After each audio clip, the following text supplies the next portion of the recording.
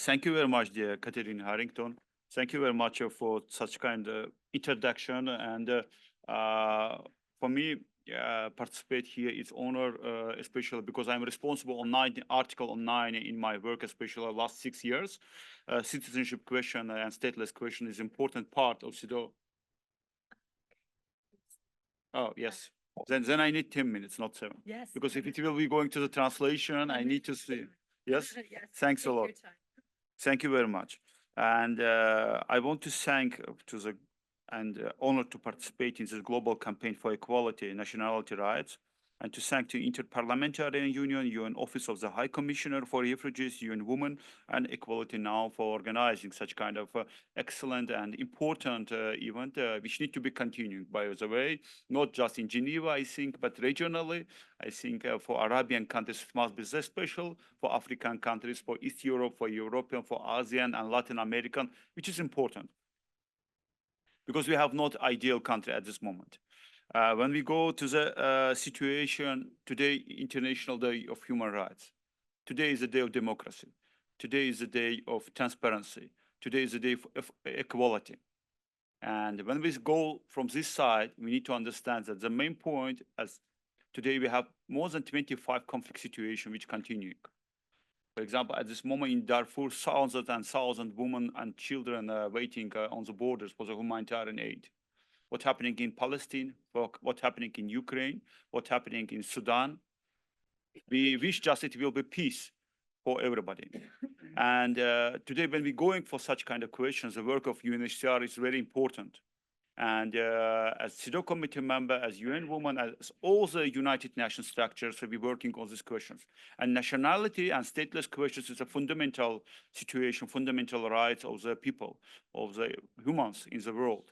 Nationality rights. And today, when we're discussing this question, the main two, we have these 3 groups in CEDAW committee on a 9 article of the implementation. The first group of the countries is the countries which ratified 2 main conventions, 1954 and 1961. When we're going to the questioning, when we're going to the discussions, we first of all making our research and monitoring. Did these countries ratified both these conventions, the main international law regulations, which are going to the national laws? The second group of the country states is the countries which, including in national law, such kind of terminology, international terminology of the stateless persons, refugee questions, and etc. If they including of the second countries, the second term of terminology in the national legislation acts, but mostly we see that's a different terminology. They're not including directly, they're using different terminologies. We are going to the third group of the countries. The third group countries of problem of identification. Problem of identification of people without IDs, children and women without IDs. Problem of identification, problem of implementation of these international laws and national legislation laws. Now you see the 3 main groups of the implementation national and international standards, 3 main groups of the states. Unfortunately, we have not ideal country at this moment. We implement all these standards directly. There are no question of the financial situation. There are no question of the social problems in these countries. You can find many countries with having a bilateral citizenship, dual citizenship, or different questions, but the accessibility, as already one of the state members, including here, sometimes including the security questions, sometimes it's a small population countries which do not want to accept additional citizenship, but the main victims in this question is the women and children. And it's reality for 21st century.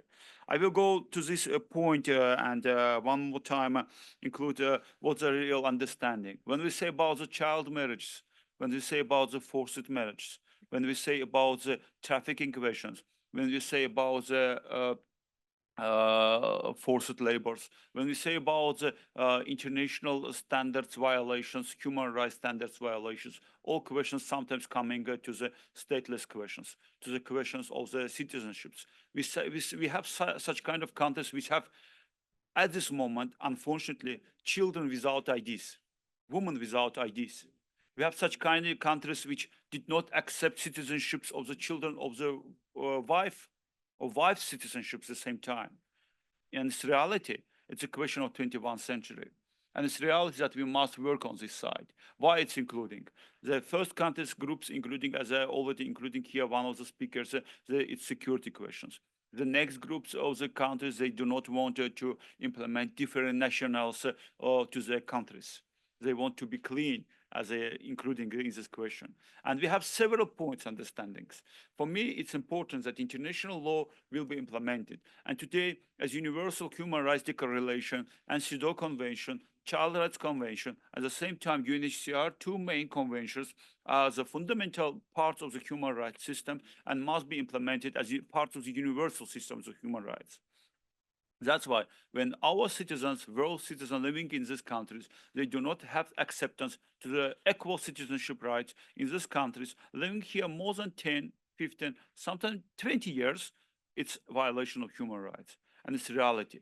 But the main problem is that if they do not accept or ratify or sign the UNHCR 1961, 1954 reduction of stateless convention and different conventions in the side, it will be, you cannot push this question. I say about it to the states, the parties are responsible, I say it for the UN agencies, I say it to the human rights defenders, but it's a real problem because the victims and the violations, especially women and the children in this point.